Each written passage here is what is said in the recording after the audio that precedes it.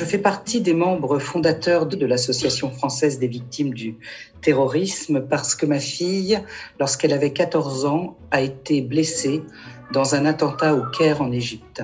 Elle avait à peu près l'âge de mes élèves, si bien que j'ai beaucoup réfléchi à cette question. Comment parler à des jeunes gens de ce phénomène qu'est le terrorisme? Il faut que la vie des victimes ait un sens. Ils ont connu la mort et ils viennent dire à des élèves qui sont très jeunes ce qu'est la vie.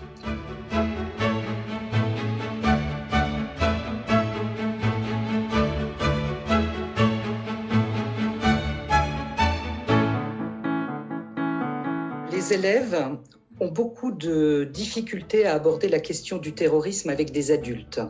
Et donc, pour le professeur, ce n'est pas facile.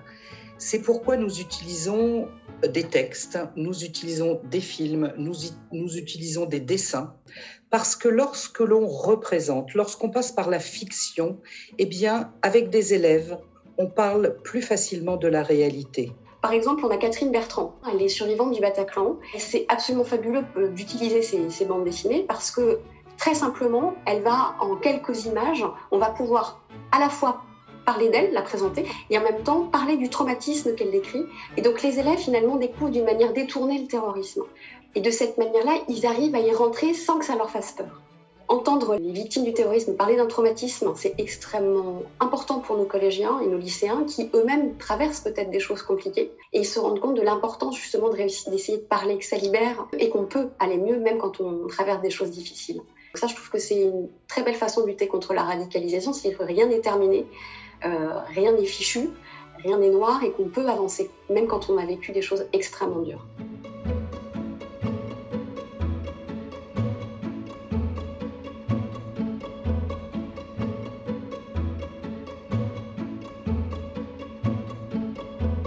Nous sommes très très heureux des résultats parce que chacun manifeste le plaisir qu'il a eu à rencontrer l'autre. La victime est ravie d'avoir rencontré des élèves, d'avoir transmis. Et les élèves nous disent des choses absolument merveilleuses du type « je ne me rendais pas compte, aujourd'hui j'ai compris, jamais plus je ne considérerai avec légèreté les actes terroristes ». Nous avons vraiment des témoignages d'élèves et de victimes tout à fait encourageants. Un élève, je leur dis « mais qu'est-ce que vous avez retenu de ce moment avec les victimes ?» Ils m'ont dit « mais c'est leur rire, madame ». Je dis « mais pourquoi le rire ?» Elle me dit « mais madame, le rire, c'est la vie ». Et donc ça, je trouve ça fabuleux qu'ils retiennent ça, de voir que ce qui ressort de cette horreur qu'on leur raconte, c'est justement cet espoir et cette vie. Certains nous disent maintenant j'ai compris ça, je me rends compte que je suis pas à l'abri, et puis j'ai envie de raconter ce que j'ai entendu, j'ai envie de raconter l'histoire de Daniel, j'ai envie de raconter l'histoire de Michel. Nous, on peut pas déradicaliser des jeunes. Mais par contre, semer une graine de réflexion, un jour peut-être ils se souviendront de ça, peut-être que ça les évitera de tomber un jour dans la violence.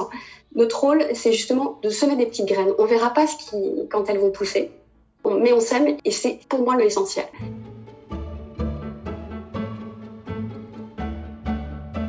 Ça a été une opportunité assez fabuleuse de travailler sur ce film et de faire rencontrer les frères Dardenne à des élèves de lycée et de collège. Pourquoi dans le film vous avez fait le choix de ne pas montrer quelque chose de totalement réel et privilégier par exemple des moments comme vous l'avez évoqué tout à l'heure avec Louise dans le chant, paraît pas normal de voir par exemple un jeune radicalisé qui se laisse tenter par un baiser. C'est parce qu'on pensait que c'était intéressant pour le personnage de le mettre dans cette situation de tout être humain de son âge. Bon, évidemment, s'il est homosexuel, ça aurait pu être un garçon au lieu d'une fille, mais je veux dire, c'est quand même le désir amoureux, quel qu'il soit. On désire toucher quelqu'un, rencontrer quelqu'un en touchant son corps, le corps d'un autre. Et donc, voilà, nous, c'était ça l'idée. On disait, voilà, là, peut-être que le spectateur et la spectatrice vont penser, là, il va changer.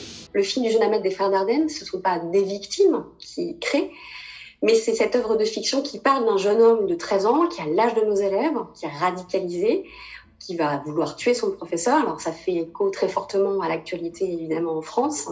Les élèves vont découvrir la radicalisation et le terrorisme par la fiction.